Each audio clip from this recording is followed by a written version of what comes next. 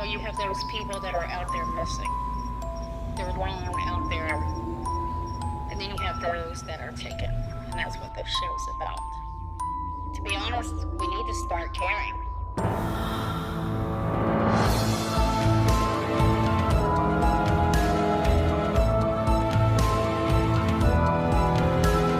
It's not about the money. It's not about the fame. It's not about who is who. Everybody matters out there.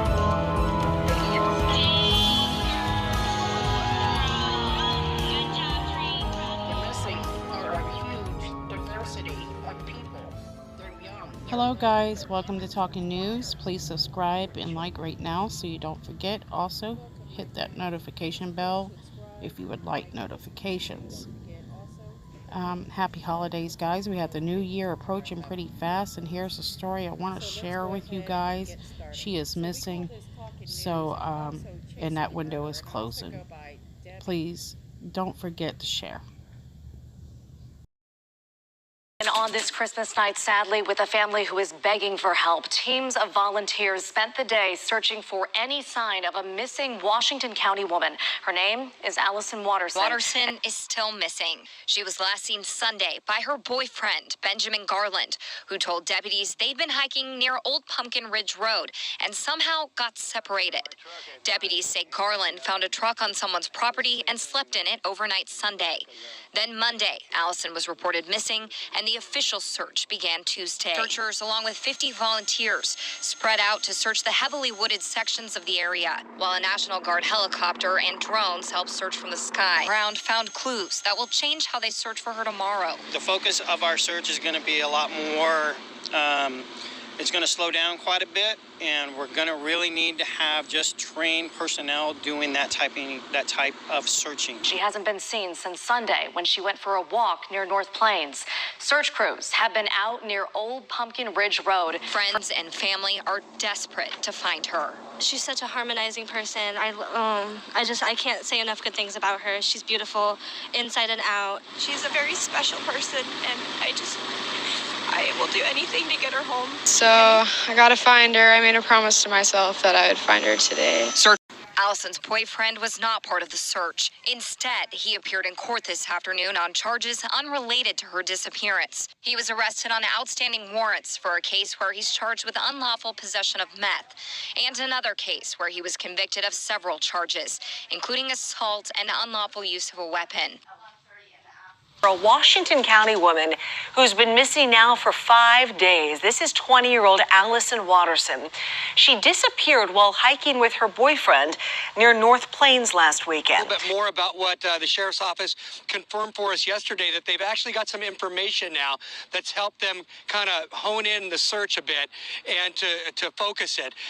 For that reason, they say they don't have any volunteer searchers out here today searching, just trained searchers from Washington County, also Multnomah County search and rescue workers are out here as well today on the ground, still searching for this 20-year-old who's been missing now for several days. Today is Allison's mom, Misty. She's there in the black coat. Spoke with her just briefly a few minutes ago, and she seemed rather upbeat. She's got some ideas about how people may be able to help in the search for her daughter. Obviously, a very emotional thing for them as they try and figure out what happened here. But we'll just go ahead and let them come up to the podium, and representative of the Washington County Sheriff's Office, and again, Misty Watterson as well. All right, good afternoon. I'm Deputy Brian Van Cleef for the Washington County Sheriff's Office. We're going to give you an update on our search efforts to find Allyson today, day 4 of our search. First, we want to introduce Allison's mother, Misty, who has something she'd like to say. So step up here. Hi. First, I would like to say thank you to the Sheriff's Office and the SAR team, and especially the residents of North Plains. You guys have just been incredibly kind and loving, and the sense of community has been just overwhelming to me, and I can't wait to pay that forward. On a different note, I would like to ask the residents of North Plains to please look at your, if you have gaming cameras or security cameras starting from Sunday morning up until now, maybe review that footage and see if you, maybe you've seen my daughter out there. I'm sure if we, we get together and do that, we could probably find something. Thank you so much. Thank you. All right, now we're going to get an update from our incident commander, Deputy Tony Morris. Real quick, I just want to add the information. If you are checking your cameras and you come up with something, please contact the sheriff's office with that information. So the search effort is going on today. I don't know if I've talked about who's all out here. We have Multnomah County Sheriff's Office, their search and rescue team. We have the Clackamas County Sheriff's Office and their team consists of several other teams. It's Mountain Wave who's running our radios, Pacific Northwest Search and Rescues out here. There's Mountain Wave also has canines. I think we've had Norsar canine group out here. Columbia County Sheriff's Office, their search and rescue groups out here. So we've got quite a few people out here. And I want to say also thank you to those teams and everybody else that's been out here. It's been a huge help to us. I want to reiterate that we can't have anybody going into our search areas trying to help without contacting us first. Unfortunately, you think you're helping and you're actually not. You're putting clues out there that we are ending up chasing, and it's taking away resources that could be actually finding other clues. So please don't do anything without contacting us. Other than that, if you have information that you haven't called in or something like that, please, any small thing, call it in. We'll definitely like to have that information. And I don't know, were we taking questions? Can you talk at all a bit more about what has led you to be able to focus the search in some way? You mentioned yesterday some clues or something. Yep, and I can't really expound on that. I'm just going to say, there's... obviously, we're looking for clues and a person, and clues drive us in directions, and that's pretty much what we're following.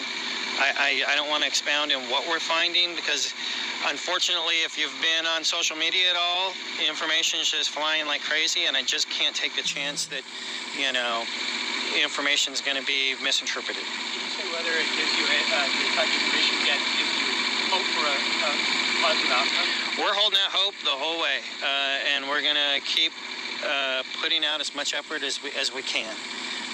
We really appreciate all the support that we're getting from the community and from all the other resources, and we just really want to thank everyone, and we want this to keep going until we find Allyson. Very special person, and I will do anything to get her home. Anything. For the third day, family, friends, and complete strangers combed the area looking for anything that might lead them to Allyson. There's so many people here I don't even recognize, and it's amazing that everybody's just outpouring their love and support for somebody they don't even know. They didn't find her Thursday, but Deputy Tony Morris says they did find new clues that will refocus their search. We have found some interesting items and clues that we're going to try to find out more information tomorrow with a different typing of search. Now, he couldn't tell us what those items and clues are, but it's the reason they're calling off volunteer searchers and will only use trained search and rescue crews Friday. They're dealing with dense forest, slick ground, and tricky terrain. It's in areas we've been searching in, so we've been kind of in the same general area, just trying to hit these pockets I talked about earlier. It's very heavy wooded, a lot of undergrowth and all that kind of stuff. So it's that type of area, and it's areas that we've identified from the beginning.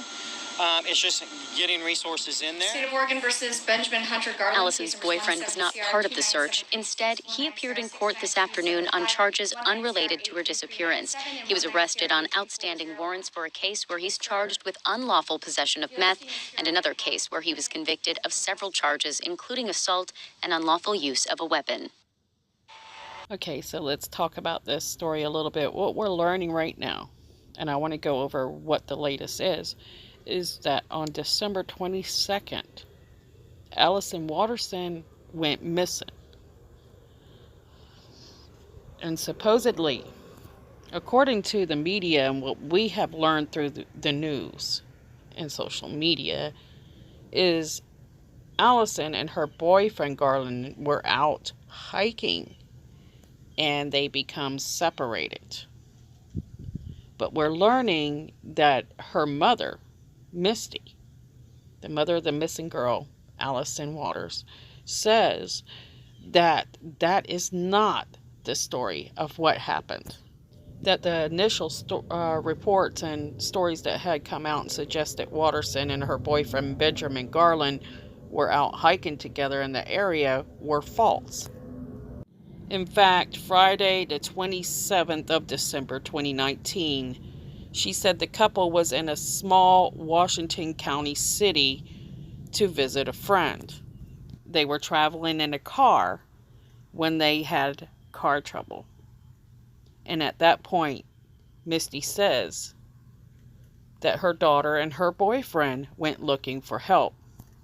Her mom quoted, "They went to get help and somehow they got separated. That's why they were out here," Misty Watterson says. So this story just gets stranger by the minute. According to a press conference recorded and posted by KGW TV, Allyson's mother says she wanted to make sure that she cleared that up. Washington County Deputy Incident Commander Tony Morris said, quote, "I honestly don't know who put that information that they were out there hiking. That wasn't information that came from us," end quote. Regardless of how they got separated, guys, these two ended up separated somehow. It does kind of make a difference of whether they were hiking or broken down in a car, because if they were in a car, they would be on an open road, not in the center of some brush in the middle of nowhere. Whereas hiking, that made more sense to get separated. They would be out in the middle of the brush, walking in the middle of nowhere with dense forest all around them. Very easily you can get lost in that mess. Now, he was arrested later, and we learned this through media as well, and he is arrested for so many charges, but they say that they are completely unrelated to this case of the missing Miss Watterson. Some of them charges included drugs like meth, and this raised some concerns for Allyson's family, because people were starting to talk about her daughter being related to some type of drug incident or something like that, and she's saying no, that is not the case, that her daughter is wonderful, she's not that type of person. But the public is seeing what her boyfriend was arrested for, and Garland was he has some meth charges under his belt, and that is not a very pretty charge. So the public is asking, what in the world is it looks like a very clean, beautiful young lady. Her friends are claiming that she's this wonderful, kind person. What is she doing with a mess like that? It doesn't make sense. So of course you're going to have some of those type of rumors going out there. People are trying to figure out what in the world is such a nice girl doing with such a bad boy. Now, because this story is not very reliable from any source that you can go to because of all the contradictions, we're going to try to do our best at putting a timeline together. Okay, so December 22nd, according to Misty, the mother of the missing girl, she says her daughter is with her boyfriend Garland, and they're out visiting a friend. And according to this, Allyson was seen on Sunday morning, December 22nd, just before noon, by a homeowner who lives up in the general search area. And according to one of the investigators, he quoted, "At that time, when she was seen, she was with Mr. Garland," end quote. So fast forward to December 23rd, that's Monday morning. Early on Monday morning, a different homeowner found Mr. Garland asleep in the homeowner's truck. We're hearing a few details about that, but I'll share that in just a short moment. So give me a little bit to finish this. And about midday Monday, presumably, the family of this boyfriend, Garland, they were out there trying to help search for Allyson. Now, on Monday evening, approximately 5:30 p.m., is when Mr. Garland's father called in to the police to report Allyson as missing. And at that time, when he finally called in, there is a 30-hour delay, approximately, from the time that she was last seen by the homeowner on Sunday, which was around noon, remember, until Mr. Garland's family actually reported the child missing late Monday evening. And this is according to investigators. It's at this point where police come out to that area and they come across a truck. And they said when they found this truck, they determined this truck to be stolen just a short time later. And they found Garland in that same area. He was then arrested for unrelated theft and fraud charges, multiple unrelated warrants, and was also taken into custody on some charges related to that stolen truck. According to investigators, they said they started setting up a more organized search party, but the 30-hour delay made it a little bit more difficult to know where she might be, because within 30 hours, guys, she could move. She's an adult, a young person. She can move quite a bit of distance. So searching for her, that makes it difficult because she could be in a different spot than where they're searching. So they really have no idea where to search for her at this point. So the investigators at that point also asked for volunteers to help search the area, trying to help find Allyson, because they weren't sure how big of an area they would need to cover. But this only lasted a few days because police actually found some clues, and they're not saying exactly where or what those clues are, that kind of made them change the direction of how they would search for Allyson. In fact, they asked for volunteers to no longer search, and they asked other people who were searching individually not to search. And this kind of raised some questions. What the heck did these investigators find? And what's even more interesting is the fact that this is not a criminal investigation as of right now, as far as I know anyways at this moment. So usually you can tell how they handle the case and kind of base some common sense along with the clues that they found and come up with some type of a conclusion of what they might be looking for. But in this case, I am very confused what's going on. It's a bit of a mess. I mean, police didn't even tell us how in the world they connected Garland to that stolen truck, for God's sake. So we have no clue what's going on, and in my opinion, yes, you should be able to preserve your investigation, but don't do it to the point to where you have all this bad information out there and you're not correcting some of it. They need to get out there and do a better conference and let people have some idea what's going on, especially if they have a thought that maybe this girl is still okay and possibly lost out there in that brush. So they definitely need to do a little bit better job on working with the public on this case. Forgive me today, guys. I am kind of sloppy. I just can't get my words out today at all. I can't think very well. So what I did when I share was there are some questions surrounding Allyson's cell phone, which Morris, one of the investigators, said that has only Wi-Fi. So it's a Wi-Fi only phone. Most of us realize that's not the type of cell phone that they can ping to locate. So this makes it even more difficult. So that means most likely that, they're not very financially stable either.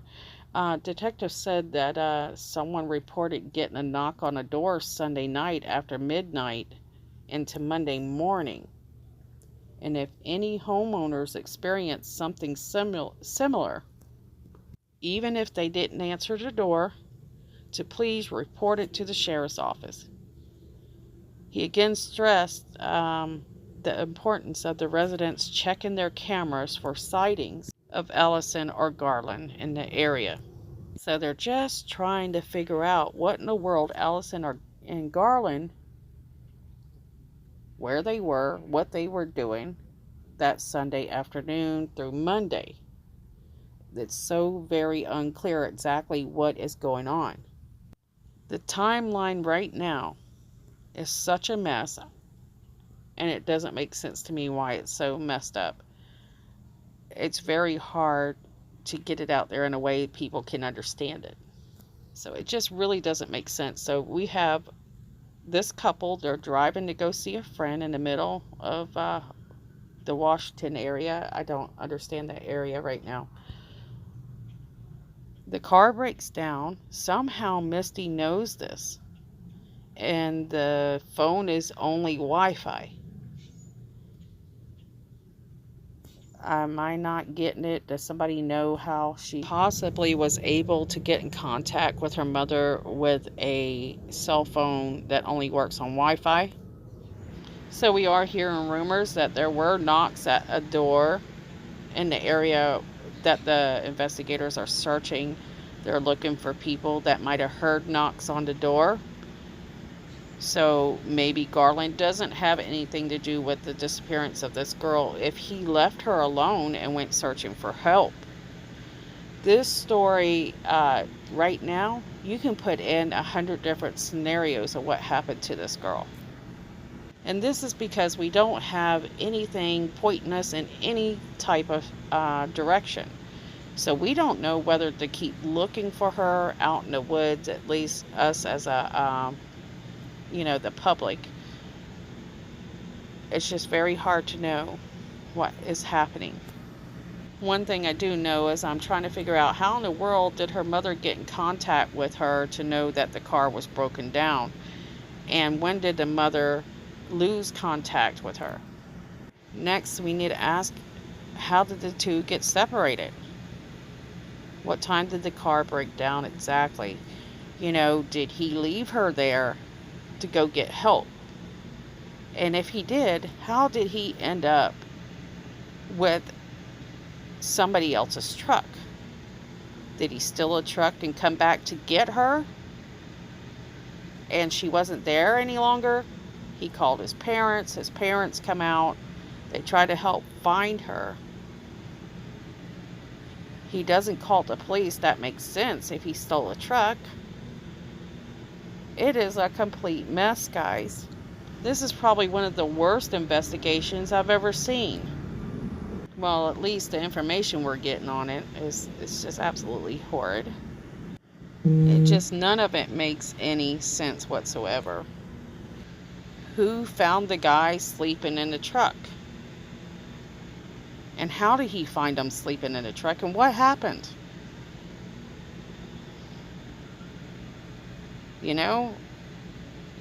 So he wakes up in the truck. Somehow he gets into contact with his family. His family comes out there. And approximately 30 hours later, the family called the police. Why would they do that and not him? I'm hoping she's still okay and out there. I'm hoping that he's just a complete idiot. And I mean that respectfully, guys. As respectfully as you can get with this.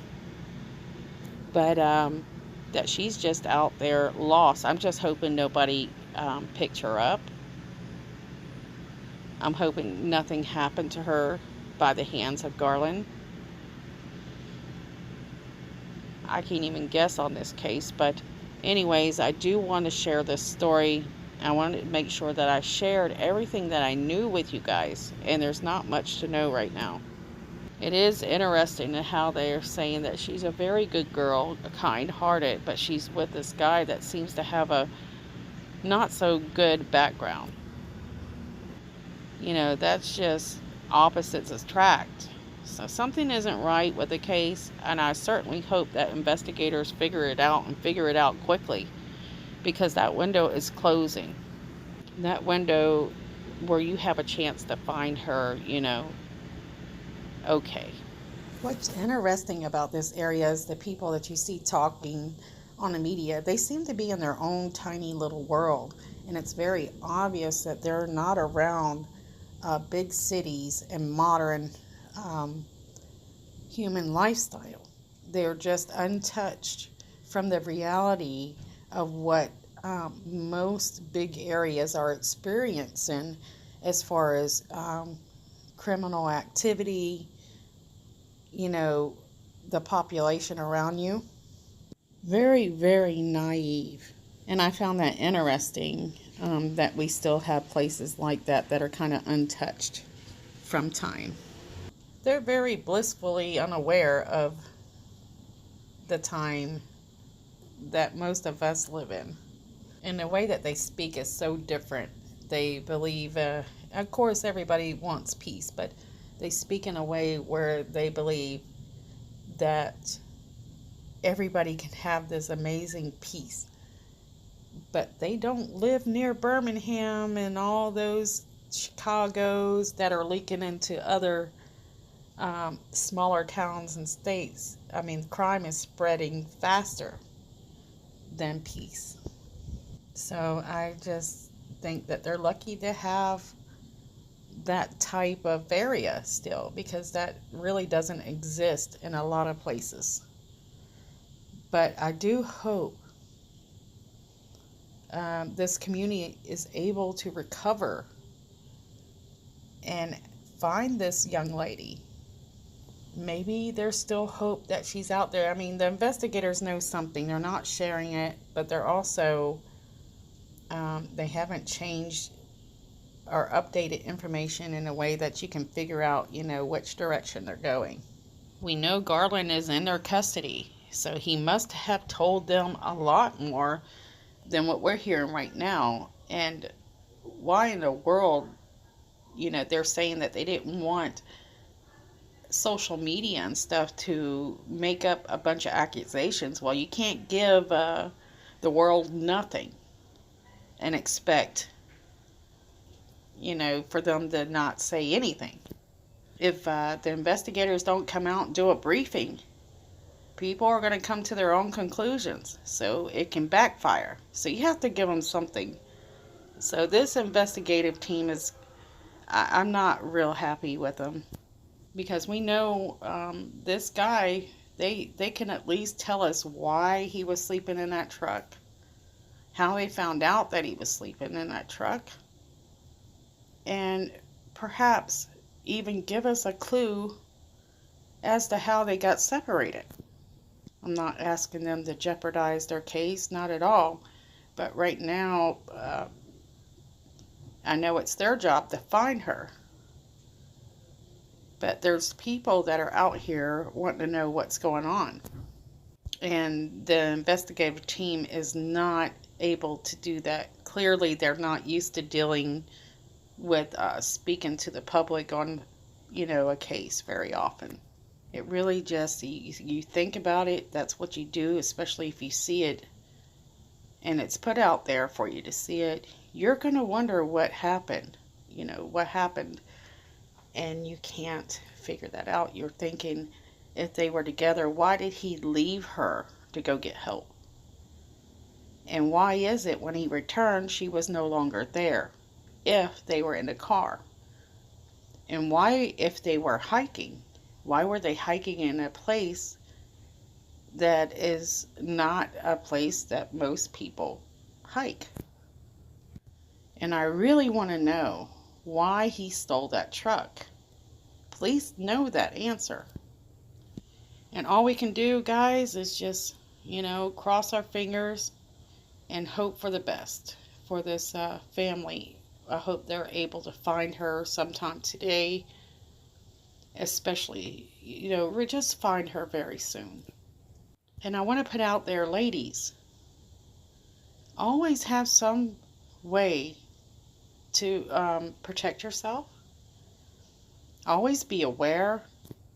I've mentioned this before. There is mace out there that looks like little bottles of perfume that you can put on your keychain. It's easy to access. It's very, it's hard to even know that you're carrying a defense weapon. And if you have children, make sure that they have a phone that isn't just Wi-Fi activated so that they're able to get in touch with you.